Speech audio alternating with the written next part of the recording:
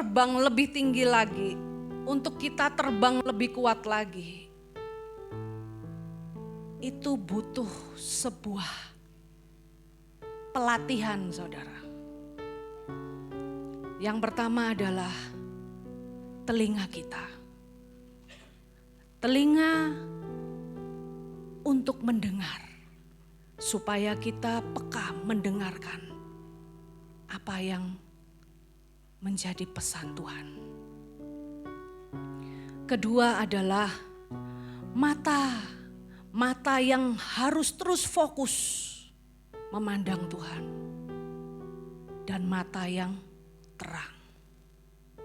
Pada saat mata itu tidak terang, maka gelaplah semua. Gak ada yang bisa dilihat. Jadi untuk sebuah kita, untuk naik terbang lebih tinggi lagi, untuk terbang lebih kuat lagi, dibutuhkan mata yang fokus, mata yang terang. Amin, saudara. Lalu yang ketiga, untuk terbang lebih tinggi lagi butuh sebuah sayap. Sayap bicara tentang apa? Bicara tentang hati, saudara. Hati yang mau diajar, hati yang mau dididik. Salah satunya yang dididik adalah yang mau diukir, saudara. Hati yang sebenarnya sakit kalau diukir. Tapi di balik semua itu ada rencana Tuhan yang indah. Lalu saya bicara juga sebuah hati yang percaya. Percaya penuh. Percaya yang bulat kepada siapa engkau menaruh kepercayaan itu.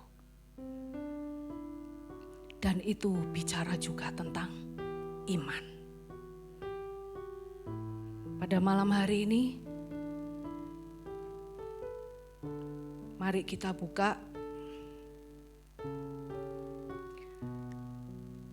di Ulangan 28 ayat 1 sampai yang kedua. Ulangan 28 ayat 1 sampai kedua. Jika engkau baik-baik mendengarkan suara Tuhan Allahmu dan melakukan dengan setia segala perintahnya yang kusampaikan kepadamu pada hari ini, maka Tuhan Allahmu akan mengangkat engkau di atas segala bangsa di bumi. Segala berkat ini akan datang kepadamu dan menjadi bagianmu jika engkau mendengarkan suara Tuhan Allahmu. Bagaimana mendengarkan suara Tuhan? Banyak hal pertanyaan-pertanyaan ini, saudara, yang sering terlontar dan ditanyakan kepada saya. Bagaimana sih caranya untuk mendengarkan suara Tuhan? Semua itu perlu pelatihan, saudara. Pelatihannya bagaimana? Banyak hal Tuhan bisa berbicara lewat firman, Tuhan bisa berbicara lewat situasi, keadaan, Tuhan bisa bicara kepada orang di sekitaran saudara. Bagaimana caranya? Mari kita buka di Yesaya 50 ayat yang keempat bagian B. Yesaya 50 ayat yang keempat bagian B dikatakan, setiap pagi ia mempertajam pendengaranku untuk mendengar seperti seorang murid. Bicara tentang setiap pagi, ya memang di pagi hari. Tapi apakah bukan di pagi hari terus Tuhan tidak berbicara? Enggak juga, saudara. Kenapa bicara tentang pagi hari? Pagi itu biasanya masih belum banyak aktivitas di dalam keheningan. Pada saat keheningan, meskipun itu di malam hari atau di siang hari, Tuhan akan berbicara di sana. Bagaimana caranya? Pertajam telinga saudara.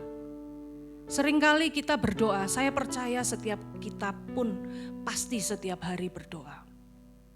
Kita berdoa, setelah berdoa, amin gitu ya.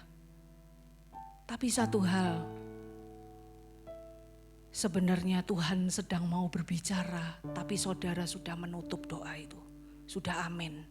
Dan saudara sudah tinggalkan aktivitas yang lain. Bagaimana caranya? Duduk, diam di kakinya saudara. Saya tahu mungkin banyak saudara juga pernah mengalami pada saat duduk kita sendiri, mendengarkan suaranya, kita berbicara.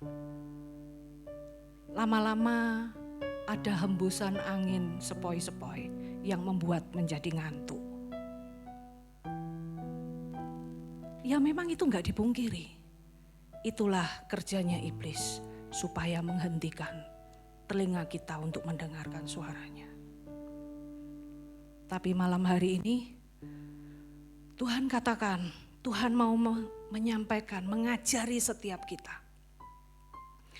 Pada saat kita mau mendengarkan suaranya, jangan ada di dalam banyak suara saudara. Pada saat saudara bertanya, Tuhan saya mau ke kanan atau ke kiri atau lurus misal. Atau ada sesuatu hal saudara harus mengambilkan sebuah keputusan.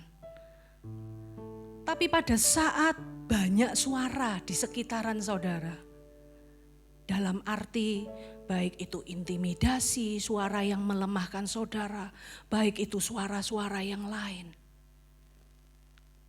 Saya percaya saudara pasti tidak akan mendengarkan suaranya. Karena suaranya begitu lembut. Di sini Tuhan mau kita untuk belajar, untuk semakin peka mendengarkan suaranya, mengenali suaranya. Sehingga pada saat Tuhan berbicara, kita tahu itu suara siapa. Suara Tuhankah? Atau suara hati kita kah? Atau suara setan?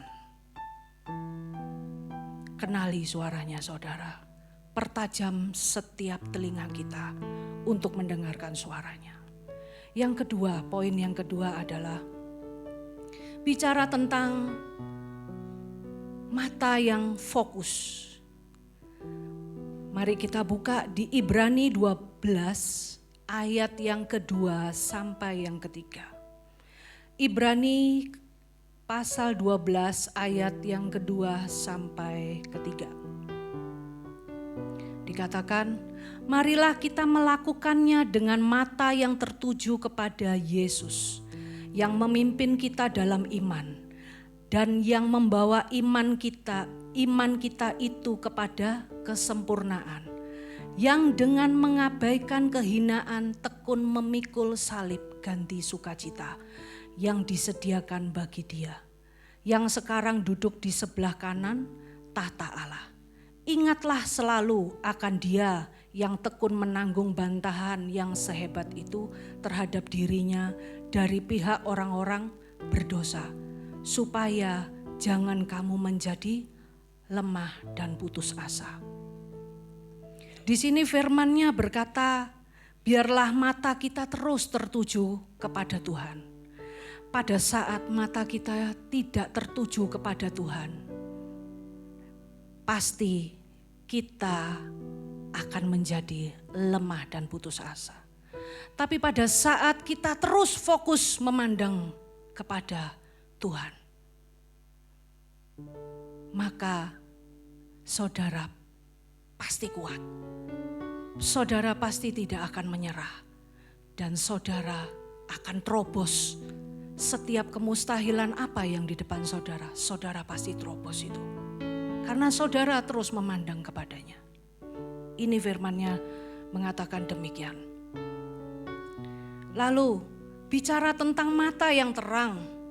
Mari kita buka di Efesus 1 ayat yang ke-18 sampai ke-20. Efesus 1 ayat yang ke-18 sampai ke-20.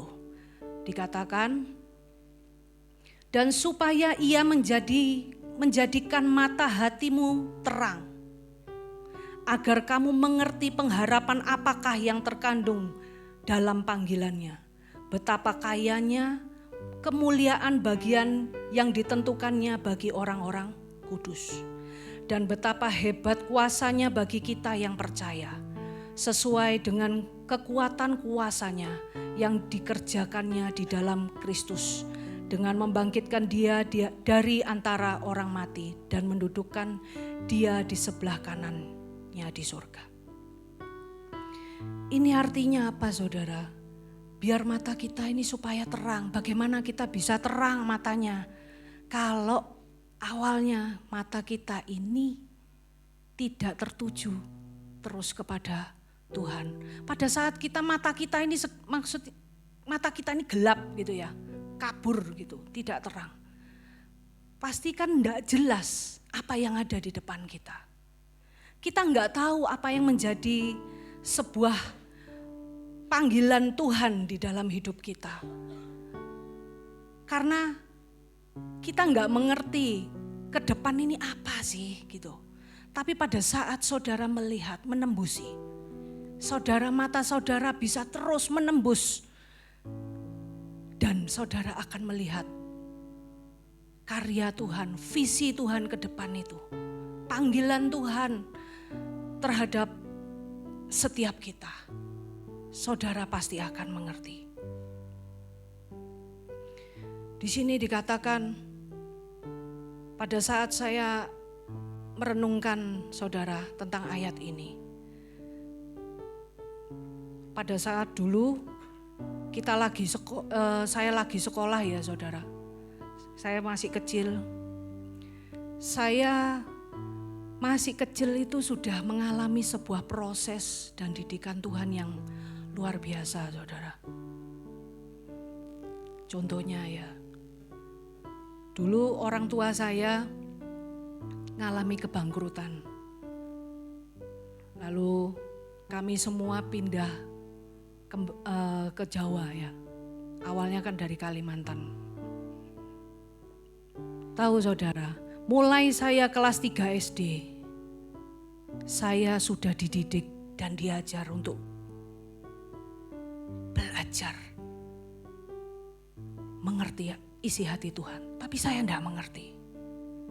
Banyak hal proses yang saya alami. Dan ada sebuah protesan di dalam hati saya. Saudara tahu yang berbicara di depan saudara saat ini.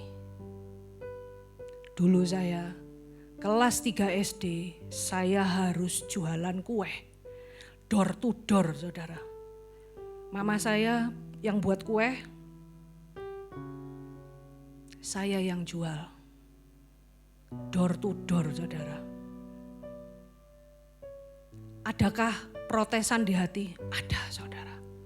Saya merasa saya anak paling kecil. Saya katakan seharusnya kan bukan saya Tuhan. Saya punya saudara-saudara saya yang lain. Saya 5 bersaudara, saya anak yang kelima, yang paling kecil. Saya protes. Tapi protes saya itu tidak berontak saya. Tidak kelihatan protesnya di dalam hati. Menangis enggak? Iya nangis. Tapi kalau bukan saya yang jual, siapa lagi? Dan itu mengcover kehidupan satu keluarga. Pada saat orang tua saya mengalami kebangkrutan. Sempat saya sih berkata, kenapa enggak yang kokoh saya, cece saya?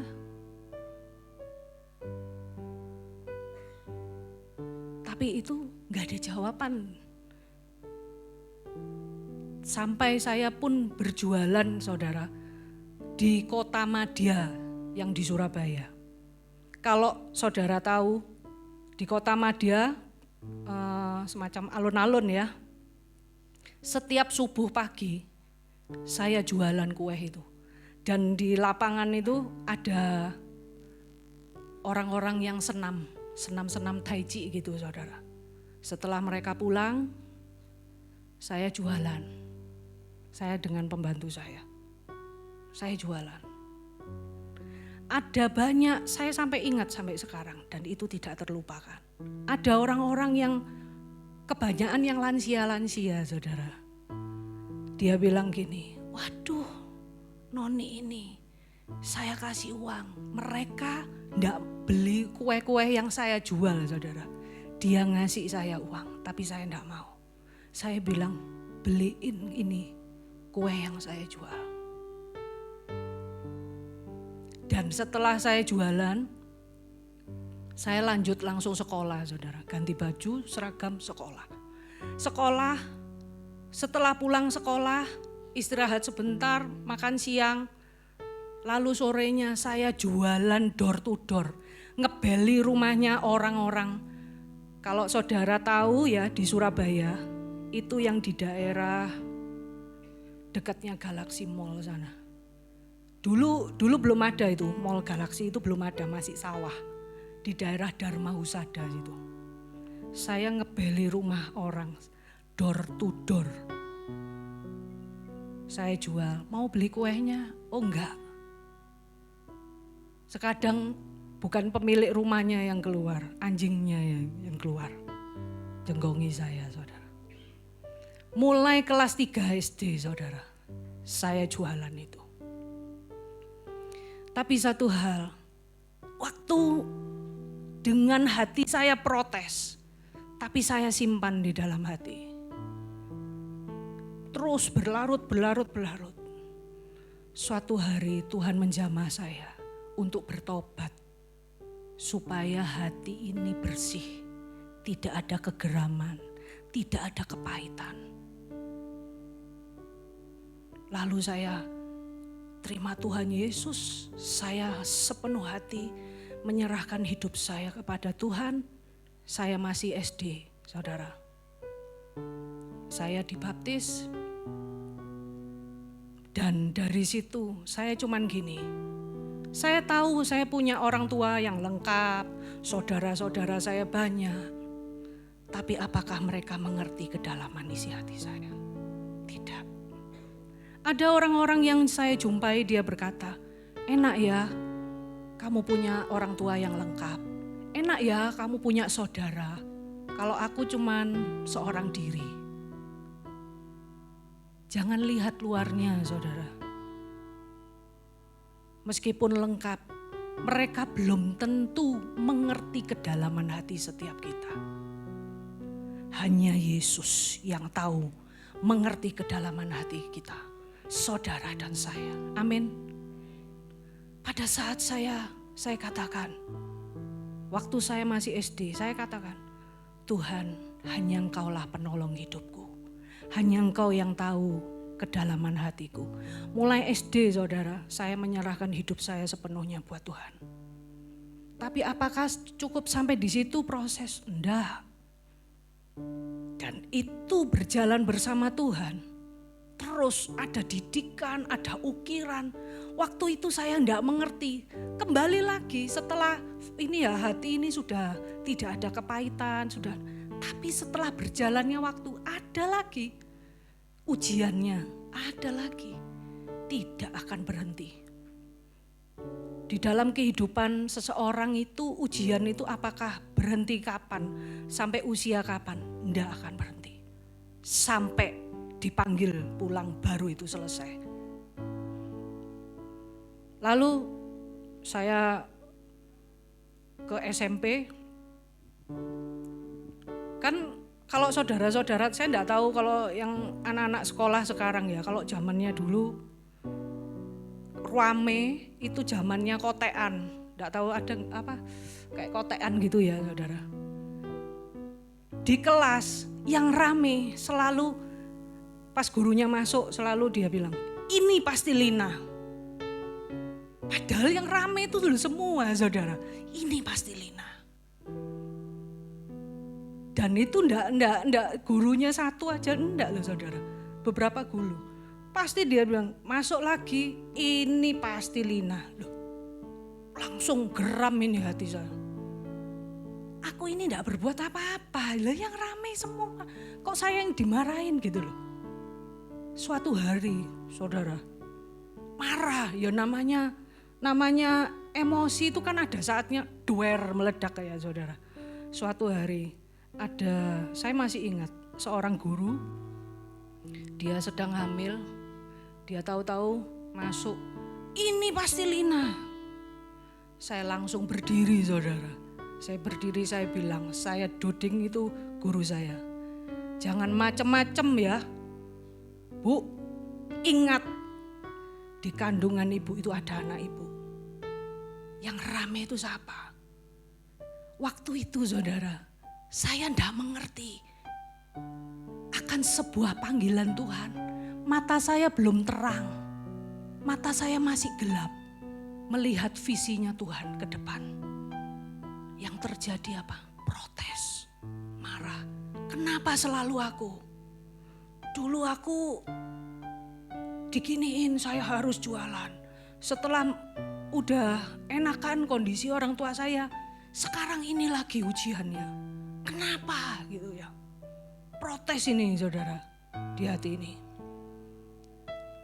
Kenapa saya protes? Karena mata saya tidak terang. Saya tidak bisa melihat visi Tuhan ke depan di dalam hidup saya.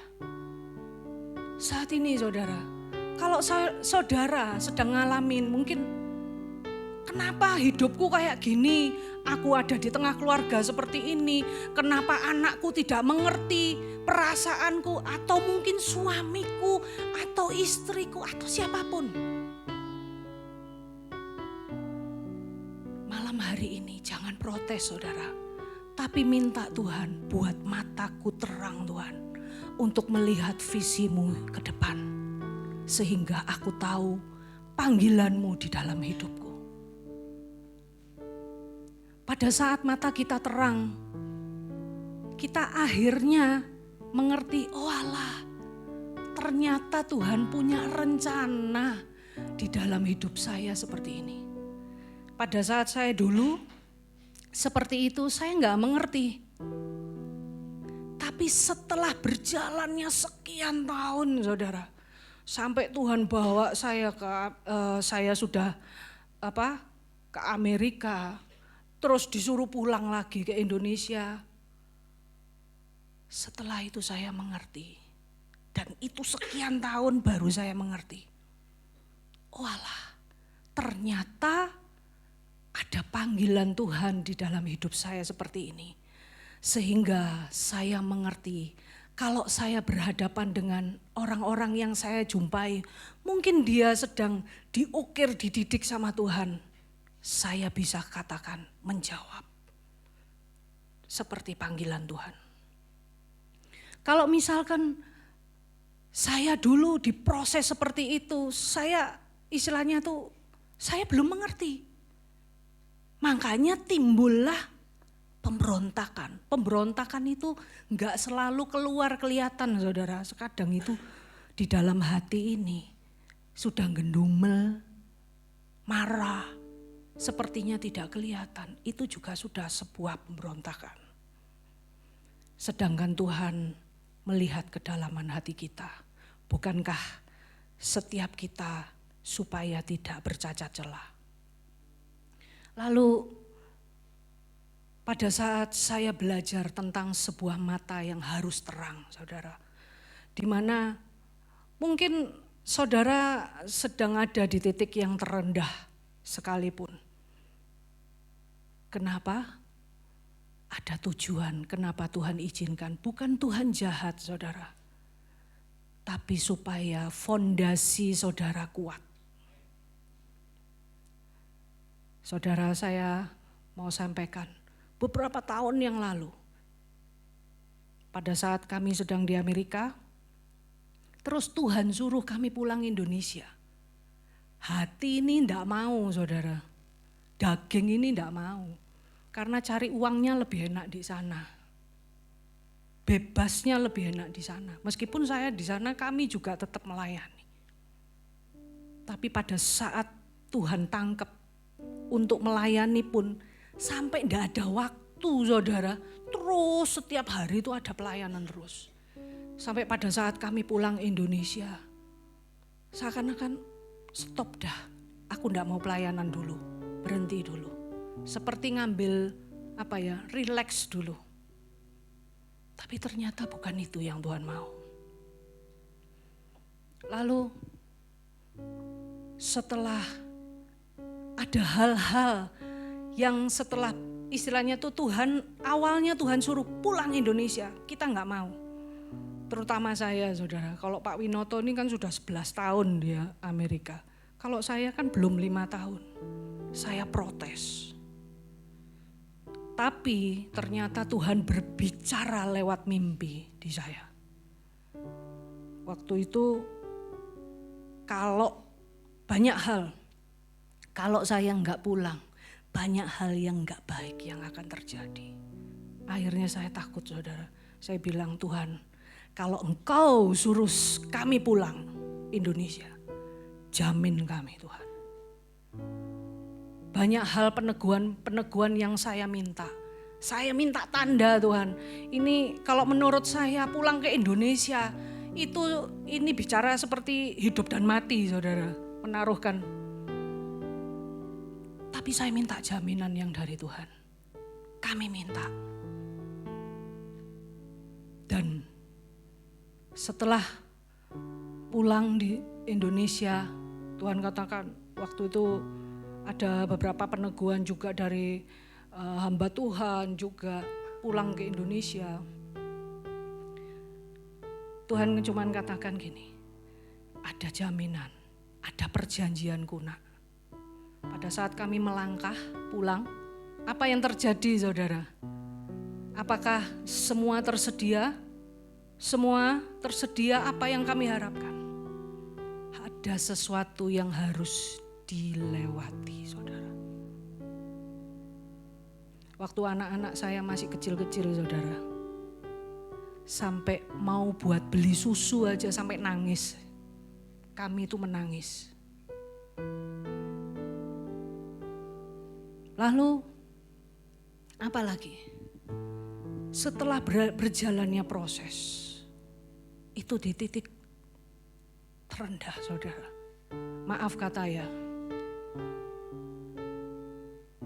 Sampai saya mau beli pembalut aja enggak bisa, saudara. Enggak ada uangnya. Saya nangis. Pembalut, maaf ya, pembalut harganya berapa sih? Itu enggak ada. Tapi saya nangis, Tuhan, katanya Engkau menjamin hidup kami. Mana Tuhan, mana perjanjianmu Tuhan?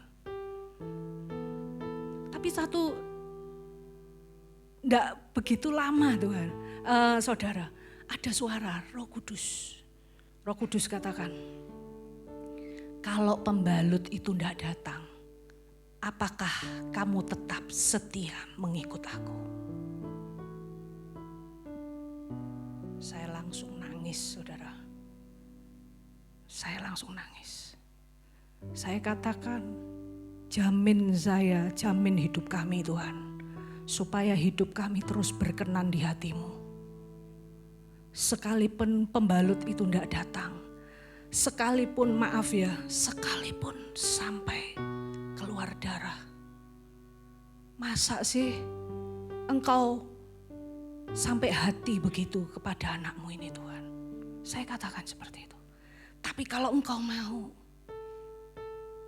ya sudah, mampukan saya.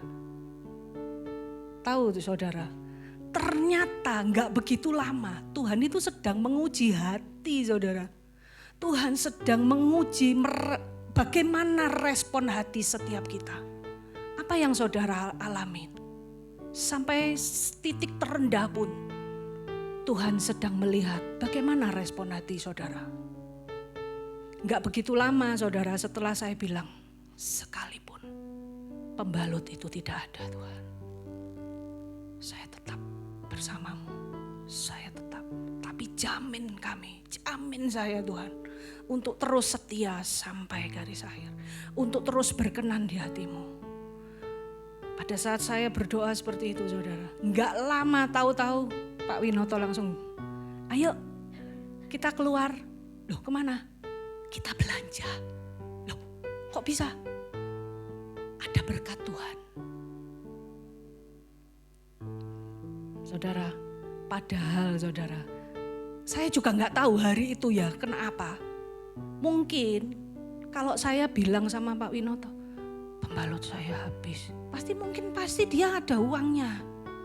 Saya juga nggak tahu pada saat itu kok dia nggak minta dia. Tapi saya tahu itu Tuhan sedang menguji hati saya, saudara. Pada saat mata ini sudah mulai terang, saya mengerti panggilan saya. Tuhan mengajari tentang sebuah kasih. Nggak enak tuh saudara, kalau sekolah tentang kasih itu percayalah, nggak enak. Tapi itulah sekolah yang harus kita lewati. Sekolah iman, sekolah pengharapan, dan sekolah tentang kasih. Kalau namanya sudah di titik kasih, saudara, aduh, mengerikan kalau menurut saya. Saya cuma terus minta sama Tuhan, jamin kami Tuhan, jamin saya. Yang ketiga, saudara, ketiga, untuk kita terbang lebih tinggi lagi, untuk kita terbang lebih kuat lagi, itu bicara tentang sayap. Sayap bicara tentang hati, saudara. Ya, mari kita buka di Roma 4 ayat yang ke-18 sampai ke-21.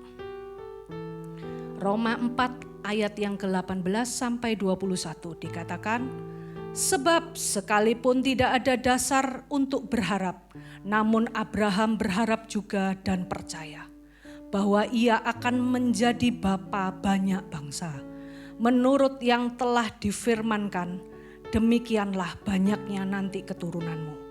Imannya tidak menjadi lemah. Walaupun ia mengetahui bahwa tubuhnya sudah sangat lemah karena usianya telah kira-kira 100 tahun dan bahwa rahim Sarah telah tertutup. Tetapi terhadap janji Allah ia tidak bimbang karena ketidakpercayaannya, malah ia diperkuat dalam imannya dan ia memuliakan Allah dengan penuh keyakinan bahwa Allah berkuasa untuk melaksanakan apa yang telah ia janjikan. Di sini dikatakan bahwa sekalipun tidak ada dasar untuk berharap, namun Abraham berharap juga dan percaya. Sekalipun saudara dan saya tidak ada dasar untuk berharap, tapi biarlah setiap kita semua terus berharap dan percaya kepadanya. Amin, saudara.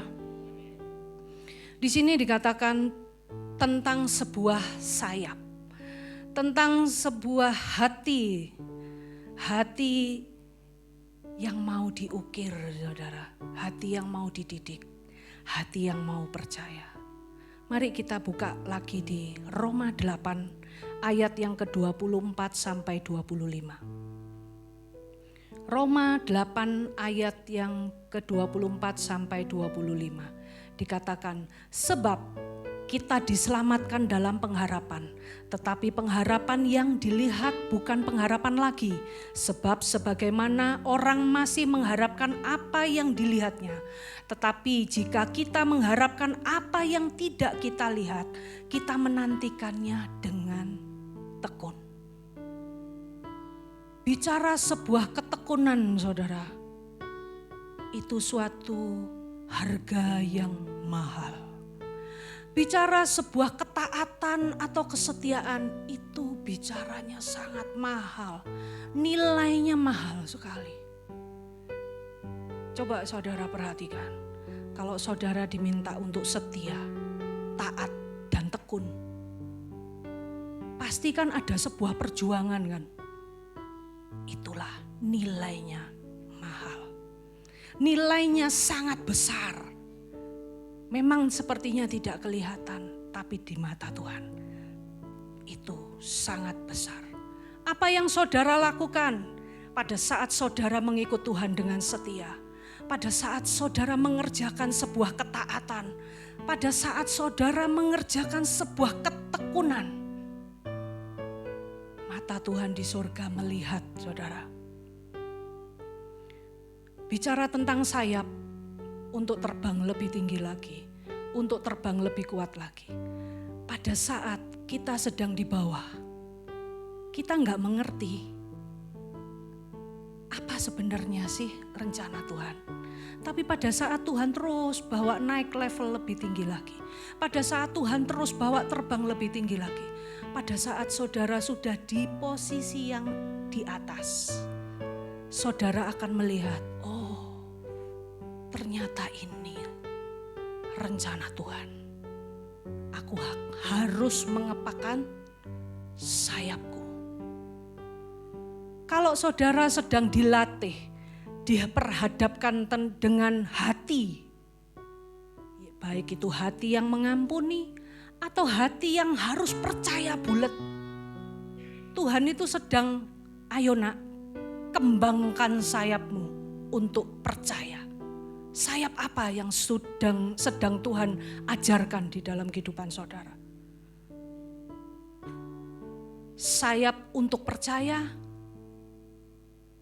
Ataukah sayap apa yang Tuhan sedang ajarkan untuk terbang lebih tinggi lagi? Atau ada sesuatu hal yang Tuhan percayakan? Engkau sedang diberikan kelimpahan. Engkau terbang lebih tinggi lagi. Satu hal tuh saudara, untuk seseorang bisa terbang lebih tinggi lagi, seseorang untuk bisa naik lebih tinggi lagi, ya oke lah untuk terbang lebih tinggi lagi. Tapi semua itu sebenarnya saudara, yang terpenting adalah jaminan supaya tidak jatuh itu saudara. Karena apa? Kalau sudah terbang lebih tinggi, kalau namanya jatuh itu sakit. Semakin tinggi jatuh langsung tambah tinggi tambah sakit saudara. Coba pada saat saudara sedang di bawah, kalau cuman jatuh biasa tidak terasa sakitnya. Karena memang udah di bawah. Tapi perhatikan saudara, bukankah firman-Nya terus berkata, engkau akan terus naik dan tidak turun. Ada kan firman-Nya berkata, coba saudara renungkan, pada saat saudara mengikut Tuhan, terus ikut jalannya, terus setia kepadanya, Tuhan itu terus membawa saudara terus naik.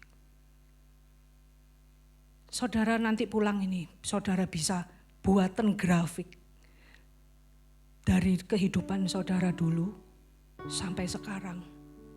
Pasti Tuhan membawa saudara terus naik.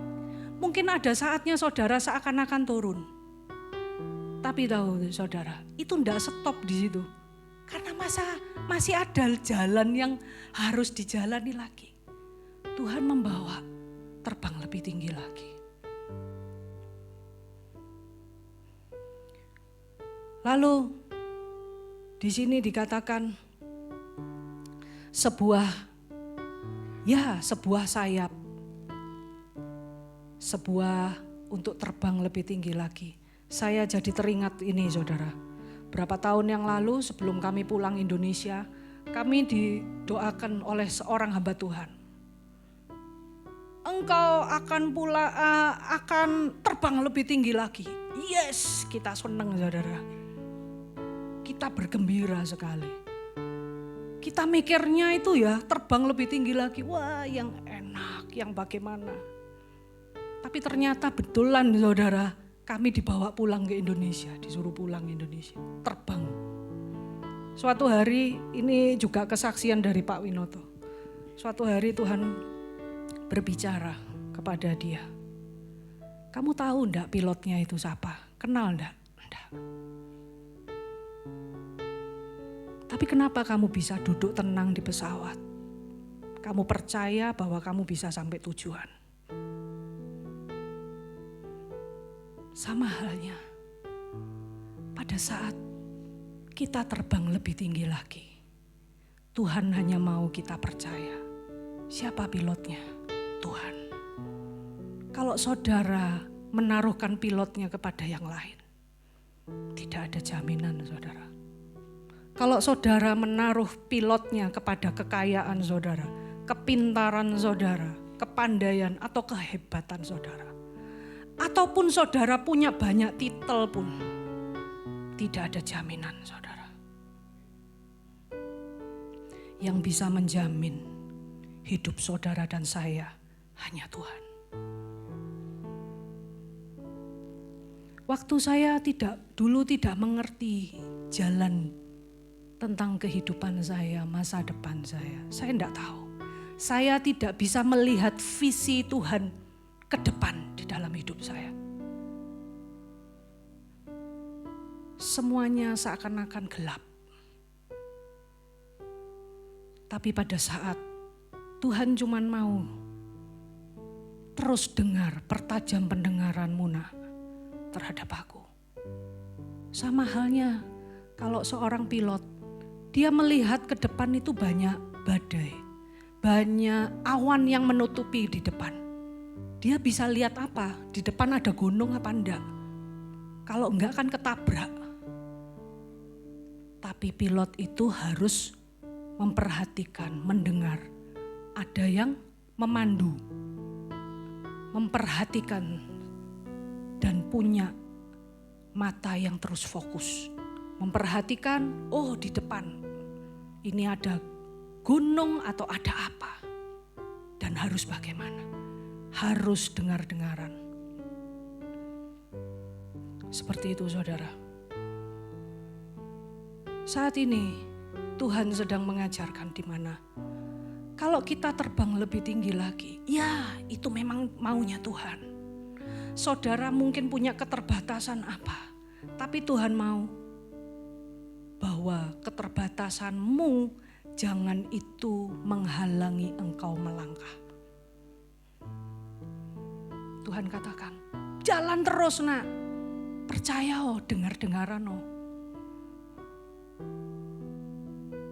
Tapi pada saat engkau sudah dibawa naik, dibawa dalam kelimpahan, jangan pernah lupa dari mana engkau diambil. Dari mana engkau dibawa bisa naik di dalam kelimpahan. Jangan pernah lupa saudara.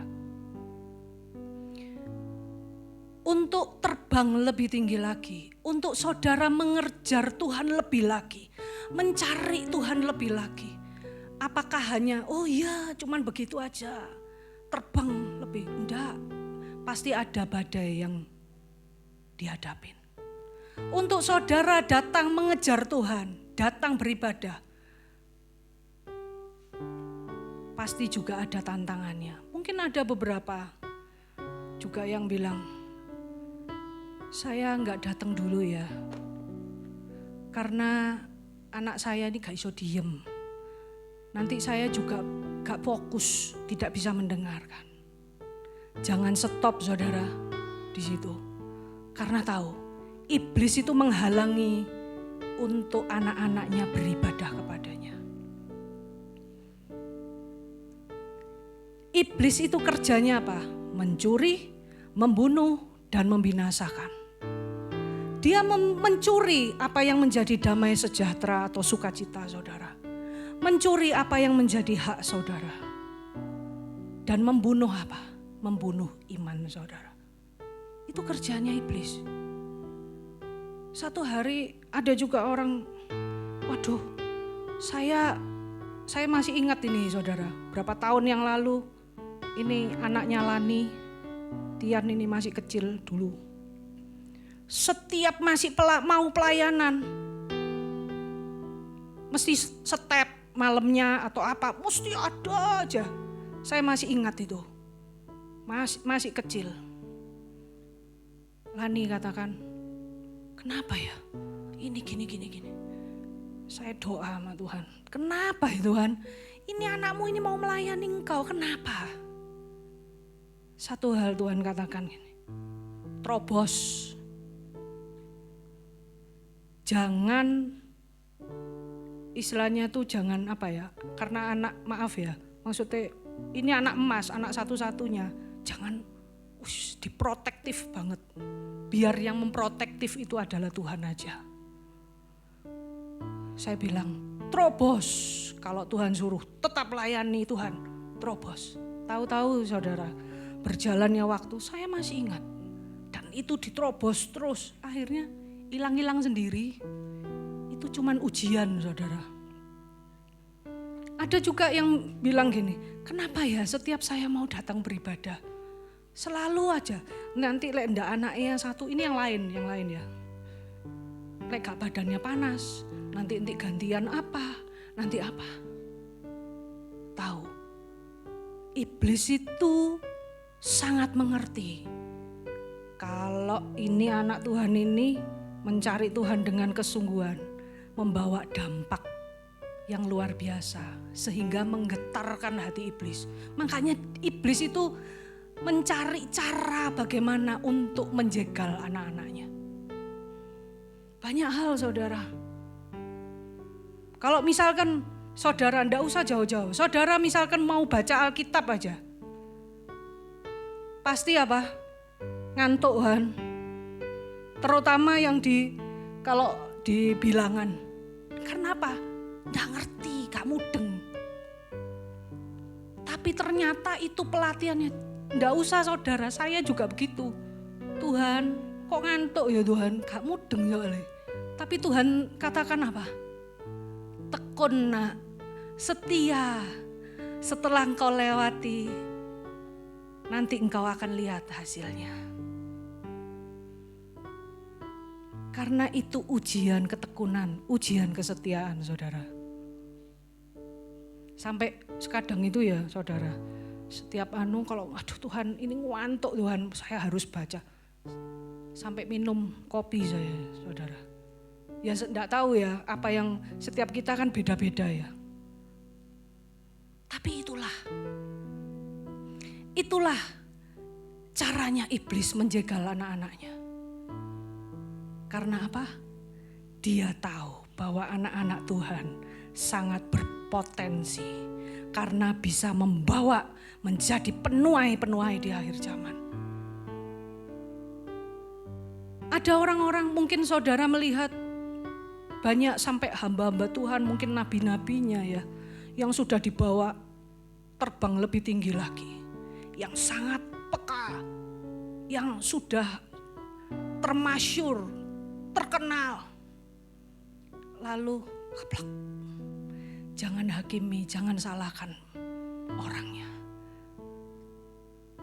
Saudara harus lihat, itu loh caranya iblis menjatuhkan anak-anaknya. Supaya destininya tidak nyampe. Supaya anak-anak Tuhan ini tidak terus dibawa terbang lebih tinggi lagi. Biar stop sampai di sini. Itu. Pada saat saudara mungkin, Tuhan, Engkau bawa aku terbang lebih tinggi lagi. Ya Tuhan, aku mau. Tapi satu hal saudara, jangan lupa minta jaminannya.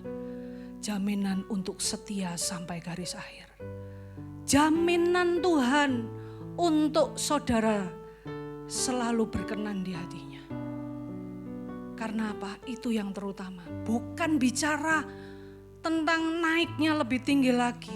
Bukan bicara tentang kelimpahannya. Atau bukan bicara tentang saudara sudah membawa jiwa-jiwa sampai ratusan ribuan jiwa. Bukan itu. Tapi kesetiaan. Endingnya nanti Tuhan lihat. Sebuah kesetiaan. Karena sebuah kesetiaan, ketekunan, ketaatan itu sangat mahal harganya. Dan Tuhan akan melihat di sana. Endingnya nanti bagaimana. Mari kita buka kembali di 2 Korintus 5 ayat yang ke-10. 2 Korintus 5 ayat yang ke-10. Sebab kita semua harus menghadap tahta pengadilan Kristus, supaya setiap orang memperoleh apa yang patut diterimanya, sesuai dengan yang dilakukannya dalam hidupnya ini, baik ataupun jahat. Ini saudara, karena semuanya nanti akan menghadap tahta pengadilan Kristus. Mari kita buka kembali di Efesus 1. Efesus 1 ayat yang ketiga sampai keempat. Dikatakan, terpujilah Allah dan Bapa Tuhan kita Yesus Kristus, yang dalam Kristus telah mengaruniakan kepada kita segala berkat rohani di dalam surga. Sebab di dalam Dia Allah telah memilih kita sebelum dunia dijadikan, supaya kita kudus dan tak bercacat di hadapannya. Lanjut ke ayat yang ke-13. Dikatakan, di dalam Dia kamu juga, karena kamu telah mendengar firman kebenaran, yaitu Injil keselamatanmu.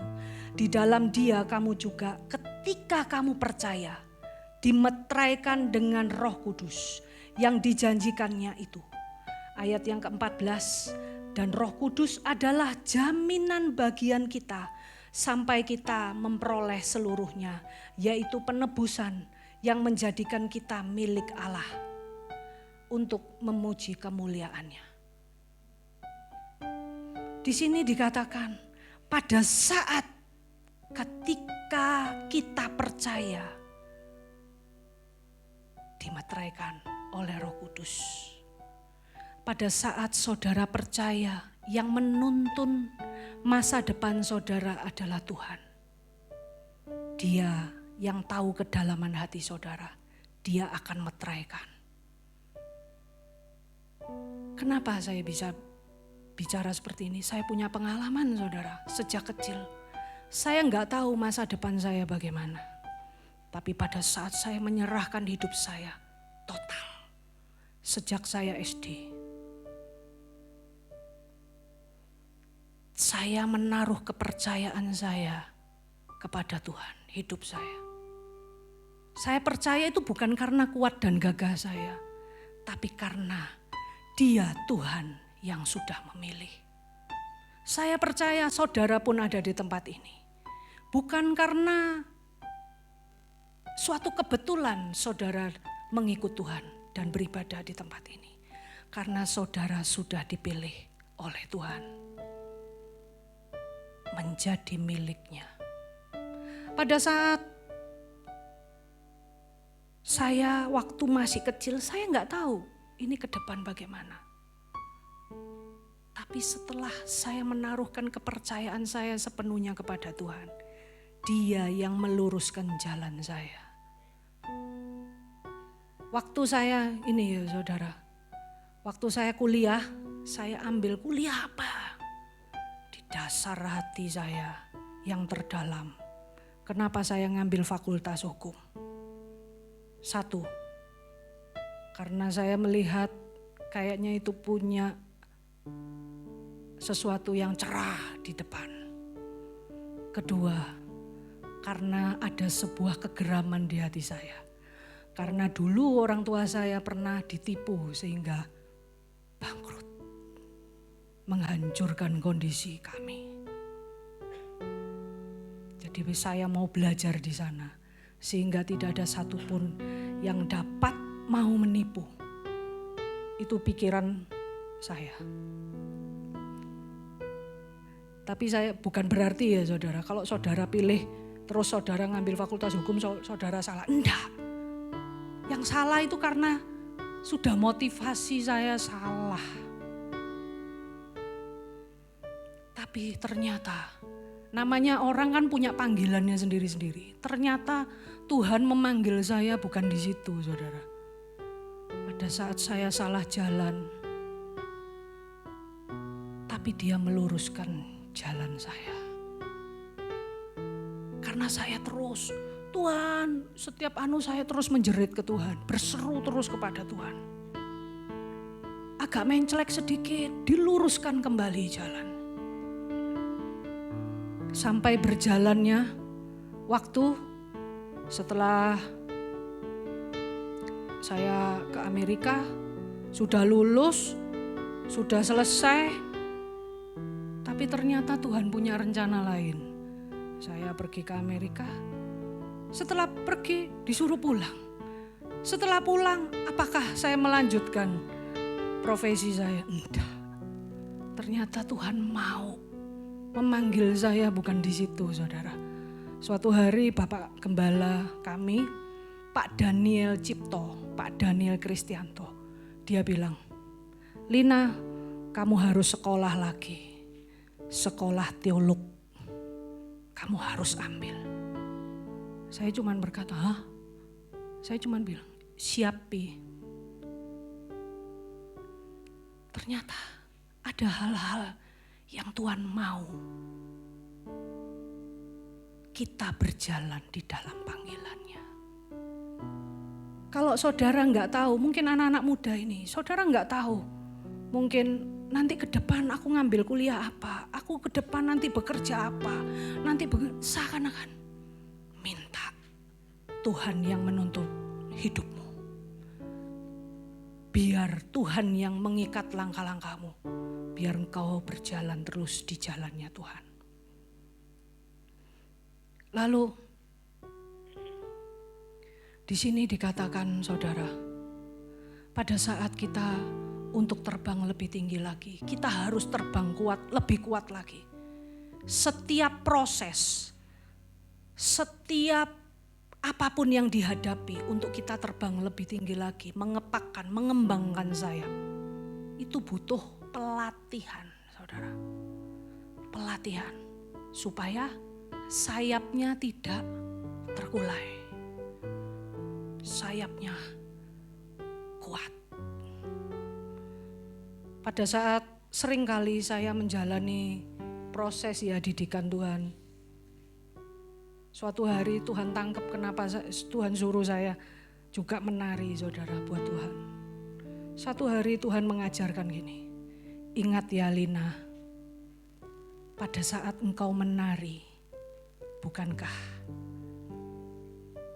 engkau menari buat aku, kata Tuhan. Iya Tuhan. Coba perhatikan jubah narimu.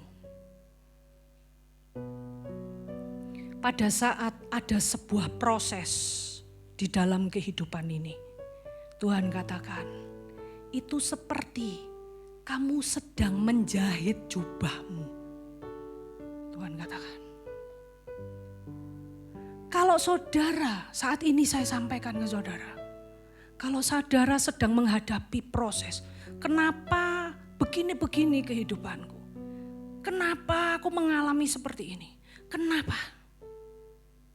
Ingat saudara, terus pandang Tuhan, untuk mata kita terus tertuju pada Tuhan.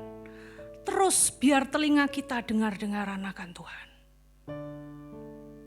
Dan terus kita mengembangkan sayap kita. Dan yang terlebih adalah, itu kita sedang menjahit jubah kita. Gaun pengantin kita. Bukankah saudara dan saya adalah mempelai Kristus? Amin.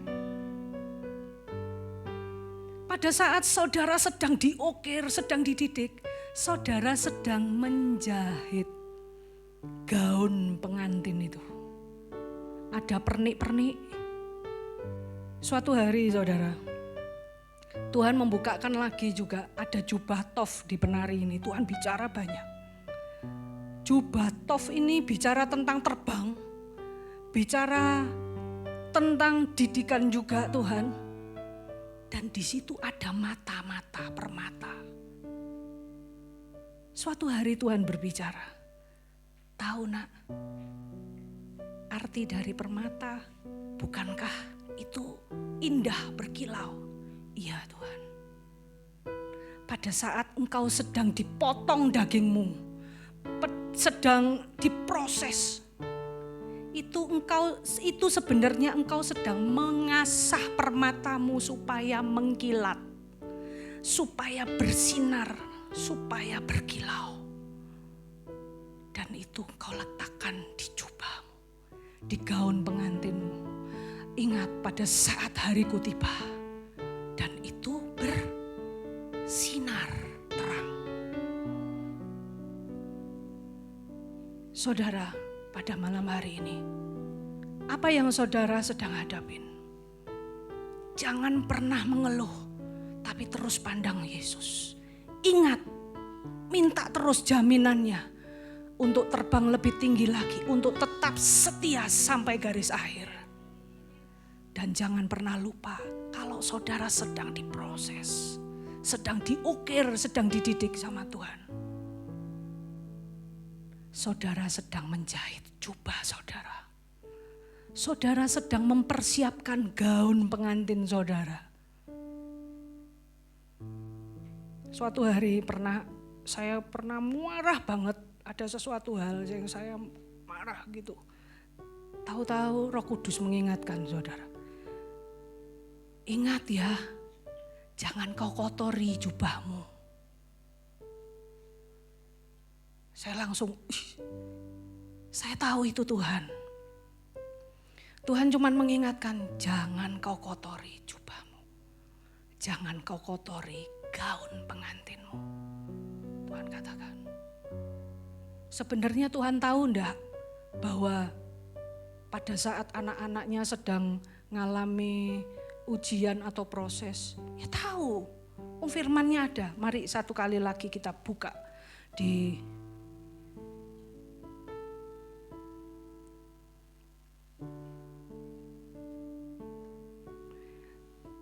Lukas 22 ayat yang ke-32.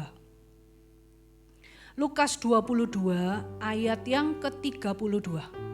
Di sini dikatakan, Simon, Simon, lihat, iblis telah menuntut untuk menampi kamu seperti gandum. Tetapi aku telah berdoa untuk engkau supaya imanmu jangan gugur. Dan jikalau engkau sudah insaf, kuatkanlah saudara-saudaramu. Ini firman saudara. Jangan sampai iman saudara dan saya gugur. Karena iblis membunuh iman anak-anaknya. Ini sudah tercatat di firman. Berarti kan sangat-sangat harus waspada. Jangan sampai. Bagaimana kita bisa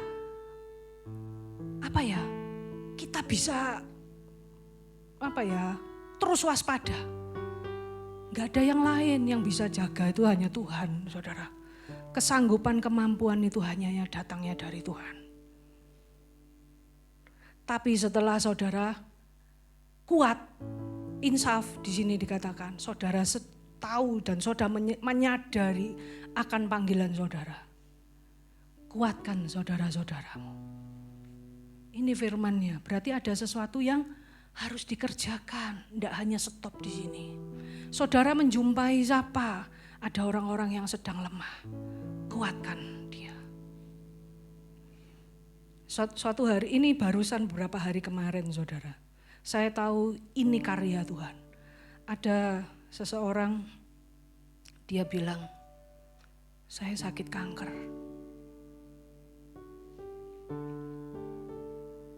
Dia padahal ya saudara, waktu itu dia lagi di agamanya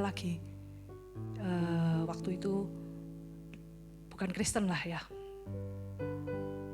Dan dia sembahyang terus, jam 12 malam selalu sembahyang. Waktu itu dia belum menikah dan dia sembahyang terus supaya dapat jodoh saudara.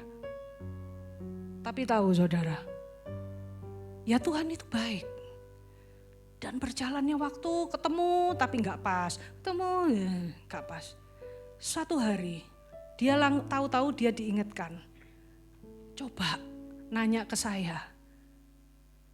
Lalu saya bilang gini, kamu mau enggak ikut Tuhan? Saya punya Tuhan Yesus saya yang ajaib. Saya bilang saya juga bersaksi sama dia, saya pun sama Pak Winoto, saya itu cuma 6 bulan saudara. Dari kami jadian terus kami menikah itu cuma 6 bulan. Apakah saya mengenali isi hati kedalamannya? Enggak. Saya cuma mau mengikut apa yang Tuhan tentukan. Saya bilang doa. Lalu setelah dia rasanya enggak mau ya. Karena dia kan punya kepercayaan yang lain ya. Suatu hari handphonenya jatuh hilang. Tahu-tahu di handphonenya ketemu. Padahal hilangnya tahu saudara di Pasar Atum. Kalau saudara tahu mall Pasar Atum. Kalau namanya sudah geletak hilang pasti gampang diambil orang. Tapi dia di dalam hati, kalau handphone saya kembali diketemukan lagi, saya mau ikut Yesus.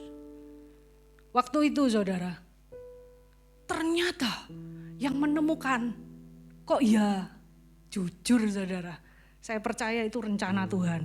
Lalu dia langsung kontak dan janjian ketemuan, maksudnya kontak. Waktu itu dia calling siapa yang terakhir, orang itu kontak ke saya. Dan dia kontak mungkin juga ke lain ya, saya juga gak tahu. Akhirnya saya bilang, handphonemu hilang ya gini-gini. Iya, kok tahu? Iya, ini orang yang gini-gini. Akhirnya janjian ketemuan saudara. Setelah itu ada rasa takut di hatinya. Dia langsung terima Tuhan Yesus, dia langsung pendalaman Alkitab, dia langsung ikut Tuhan sungguh-sungguh. Gak lama saudara, dia ketemu pasangan hidupnya. Setelah itu berjalannya waktu, setelah ini loh saudara, setelah doa-doa terjawab, lupa sama Tuhannya. Bukan saya menghakimi ya saudara, ini sangat kebanyakan seperti itu, bukan saya menghakimi. Karena apa? Sudah dengan kesibukannya. Lalu setelah apalagi sudah punya anak, aduh tambah yang kecil-kecil itu repot-repotnya. Tapi setelah itu diizinkanlah sama Tuhan, dia kena sakit kanker. Lalu dia bilang, ya apa ini? Saya bilang, saya juga gak tahu gimana. Saya doa sama Tuhan, Tuhan gimana? Perjamuan kudus. Bukankah penyakit itu dokter pun tidak bisa menyembuhkan? Tapi saudara, karena Tuhan sudah memberi rema dan pesannya perjamuan kudus. Saya bilang, perjamuan kudus. Lalu dia bilang, iya saya enggak ada, tak kirim. Dia di Surabaya saudara, saya kirim. Kamu nanti kalau kemana, ke tempat toko buku rohani atau apa kalau ada ya, kamu beliau nanti nextnya di sana. Pengurapan. Lalu apa yang terjadi? Berjalannya waktu, mulai tahun lalu ini saudara. Dan sekarang dia dinyatakan sembuh total. Yang menyatakan sembuh total bukan hanya dokter atau para lab yang di sini, juga yang di Jakarta, maksudnya di Surabaya, tapi di Jakarta juga sampai 2 kali ini ya, 2 kali pengujian. Dan dia dinyatakan sembuh total. Saya bilang, jangan sekali-sekali tinggalkan Tuhanmu lagi. Karena pada saat engkau tinggalkan Tuhanmu, secara enggak langsung engkau melukai hatinya. Setia mengikut Tuhan sampai garis akhir. Saya bilang, saya katakan, kalaupun saat ini engkau sudah diberikan kesembuhan, jangan stop. Dia juga stop, sudah gak beribadah, repot, bawa anak kecil ke gereja gimana. Jangan stop, kejar Tuhanmu. Saya bilang, jangan tinggalkan. Seperti di firman, saudara kalau tahu ada 10 orang kusta, 9 semua disembuhkan dan 9-nya menghilang. Yang 1 datang ke Tuhan, dia mengatakan terima kasih kan, mengucapkan syukur terima kasih. Tapi mana yang ke-9-nya? Saat ini Tuhan, saudara saya sampaikan, kalau saudara, apapun yang saudara, impian saudara sudah dijawab Tuhan. Apapun saudara sedang, mungkin Tuhan sudah bawa naik terbang lebih tinggi lagi. Ataupun saudara sudah disembuhkan, saudara sedang diberikan kelimpahan, semua serba cukup, semua ada. Jangan pernah dari mana engkau diambil. Jangan pernah lupa dari mana engkau diambil. Jangan pernah lupa bahwa itu adalah karya dan anugerah Amin saudara. Mari tutup Alkitab saudara. Terima kasih Tuhan untuk semua karya-Mu yang begitu indah dan ajaib atas setiap kami Tuhan. Terima kasih Tuhan, terima kasih untuk semuanya. Saat ini Tuhan, yang satu hal yang kami mau, pada saat Engkau membawa kami terbang lebih tinggi lagi, pada saat Engkau membawa kami untuk terbang lebih kuat lagi, jamin setiap kami Tuhan. Kami tahu Tuhan, bahwa setiap proses atau ujian yang dihadapin itu adalah sebuah Engkau mengajari kami bahwa kami sedang menjahit jubah kami Tuhan. Terima kasih Tuhan, terima kasih. Engkau sungguh baik, terima kasih kalau Kau pilih kami Tuhan. Terima kasih Tuhan bahwa selama ini Engkau mendidik dan mengajari kami. Tapi biarlah setiap langkah-langkah kami terus kami ada di jalan-Mu Tuhan. Terima kasih Tuhan. Tanamkan di hati indah semua yang Tuhan beri. Mari kita pujikan sama-sama.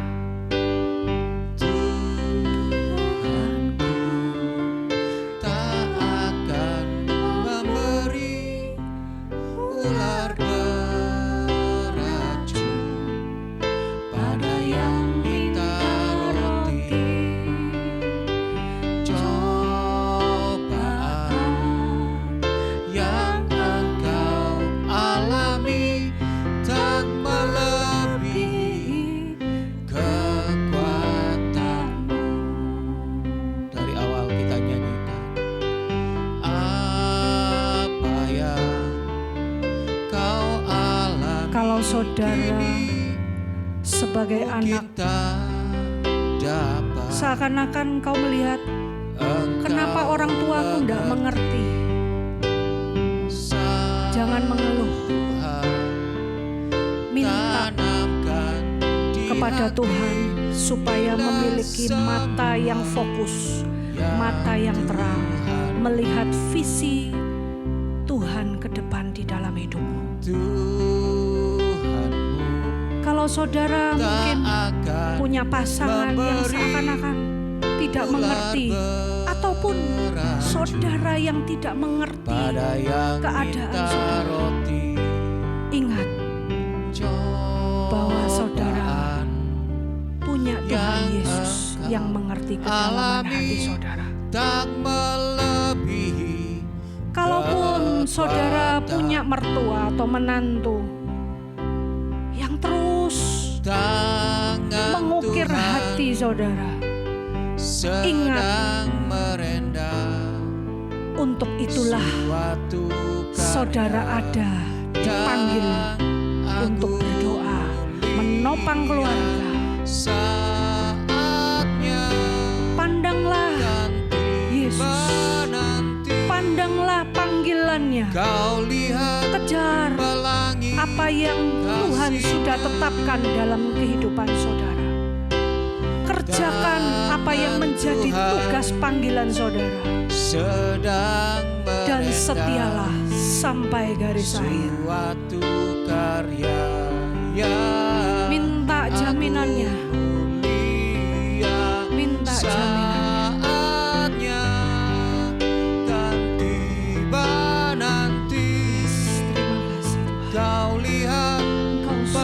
Amat sangat baik. Engkau yang tahu keberadaan setiap kami semua Tuhan.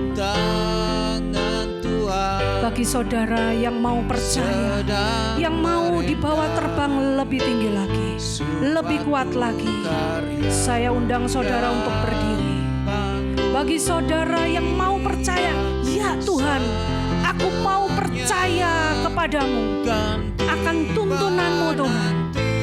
Mari angkat tangan saudara, karena firman-Nya berkata, pada saat engkau percaya, Dia Roh Kudus yang memeteraikan saudara dan saya. Dan Kau lihat Tuhan setiap kami semua. Engkau yang tahu kedalaman hati kami Tuhan. Engkau yang malam hari ini Tuhan memetraikan setiap kami. Kami mau berjalan bersamamu, terbang lebih tinggi lagi bersamamu, terbang lebih kuat lagi bersamamu Tuhan. Jamin setiap kami Tuhan. Kami perlu jaminan yang daripadamu untuk kami terus ada di dalam Engkau dan Engkau di dalam kami. Jamin kami terus Tuhan, untuk kami terus setia mengerjakan tugas panggilan yang daripadamu, untuk kami mengerjakannya setia sampai garis akhir. Terima kasih Tuhan, dimeteraikan di dalam nama Tuhan Yesus Kristus. Haleluya.